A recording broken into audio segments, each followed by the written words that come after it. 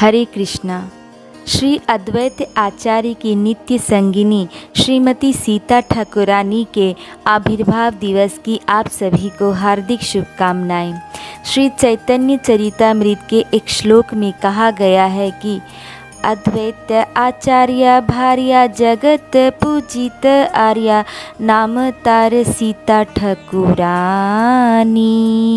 आचार्येर आज्ञा पाया गेला उपहार लैया देखी ते बालक शिरोमणि। अर्थात अद्वैत आचार्य की पत्नी जो अत्यंत उन्नत सुशील महिला है, वे सारे जगत में माँ के रूप में पूजी जाती हैं, जिनका नाम सीता ठाकुरानी है। और अद्वैत आचार्य की आज्ञा पाकर उपहार लेकर गई सर्वश्रेष्ठ शिशु को देखने के लिए। अनुवाद में श्रील प्रभुपाद बताते हैं कि श्री चैतन्य महाप्रभु के जन्म के एक दिन बाद अद्वैत आचार्य की पत्नी सीता देवी, जो जगत भर के लिए पूज्य है, अपने पति से आज्ञा लेकर और अपने साथ तरह तरह की भेंटें और उपहार लेकर उस सर्वश्रेष्ठ बालक को देखने गईं। तात्पर्य में प्रभुपाद जी बताते हैं कि ऐसा प्रतीत होता है कि अद्वैत आचार्य के दो भिन्न भिन्न मकान थे, एक शांतिपुर में और दूसरा नवद्वीप में।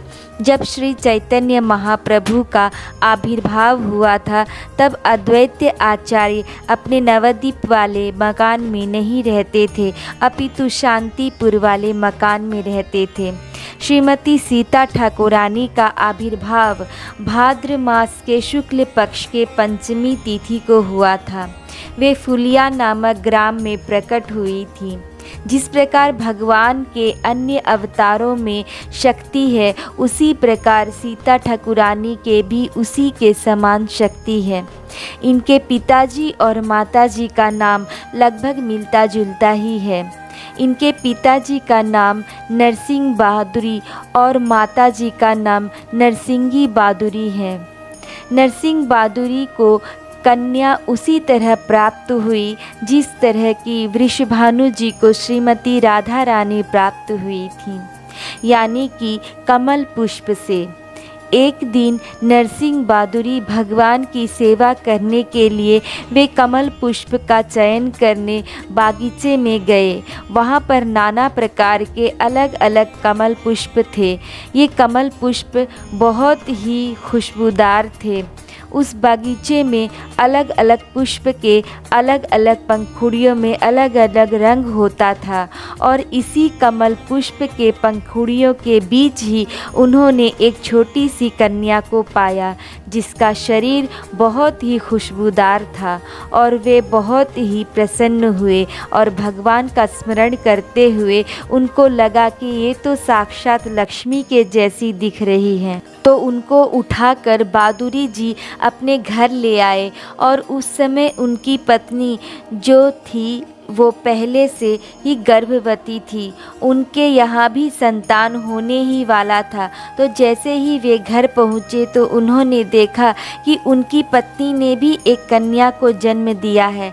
फिर बाद में जब नाम संस्कार हुआ तो जिसे कमल दल में पाया गया उसका नाम सीता रखा गया, और जिसको नरसिंगी बहादुरी ने जन्म दिया उसका नाम श्री रखा गया। इस प्रकार नरसिंगी बहादुरी को दो कन्या हुई थी जो अद्भुत थी, क्योंकि ये दोनों कन्याएं स्वयं साक्षात लक्ष्मी थी।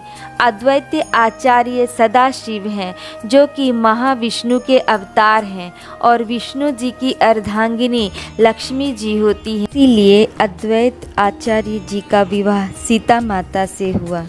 एक बार एक संत आए नरसिंगी बहादुरी के घर, और जब इन दोनों कन्याओं से मिले तो उनको अनुभव हुआ कि ये दोनों कन्याएं तो साक्षात लक्ष्मी हैं। तब संत ने श्री और माता सीता को दंडवत प्रणाम किया। तब दोनों कन्याओं ने कहा कि ये आप क्या कर रहे हैं, आप तो संन्यास आश्रम में हैं और संन्यास आश्रम तो सबसे ऊंचा आश्रम है और हम सब तो गृहस्थ हैं, आप हमें दंडवत प्रणाम क्यों कर रहे हैं।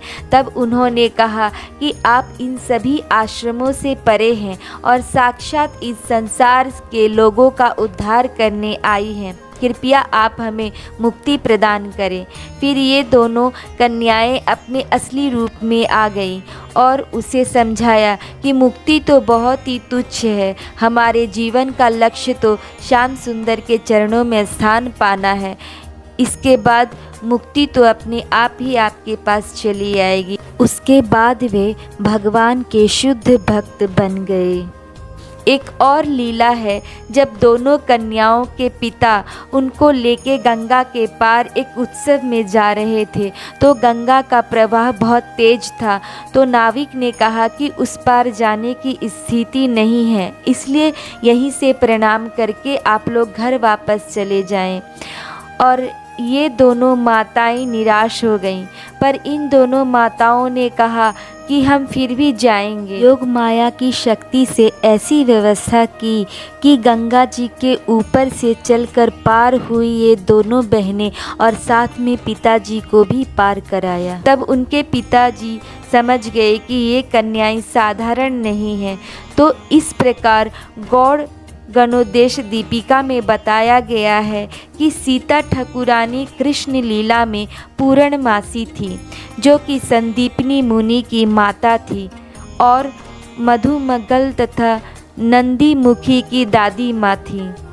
जिस प्रकार कृष्ण लीला में पूर्णमासी माता यशोदा को बालक कृष्ण की देखभाल करना सिखाती थी, ठीक उसी प्रकार चैतन्य लीला में भी श्रीमती सीता ठाकुरानी माता सची को शिशु चैतन्य की देखभाल करना सिखाती थी।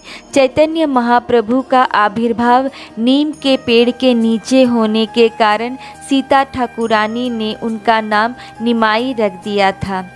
सची माता और सीता ठाकुरानी के वात्सल्य प्रेम में कोई अंतर नहीं था, वे दोनों एक ही समान थे।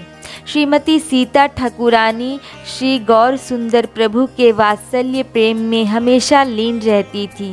तो आइए हम सब मिलकर तीनों लोकों द्वारा पूज्य श्रीमती सीता ठाकुरानी माता से प्रार्थना करें कि वे भी हमें ऐसी भक्ति प्रदान करें कि भगवान के भक्ति में लीन रह सके। धन्यवाद। हरे कृष्णा।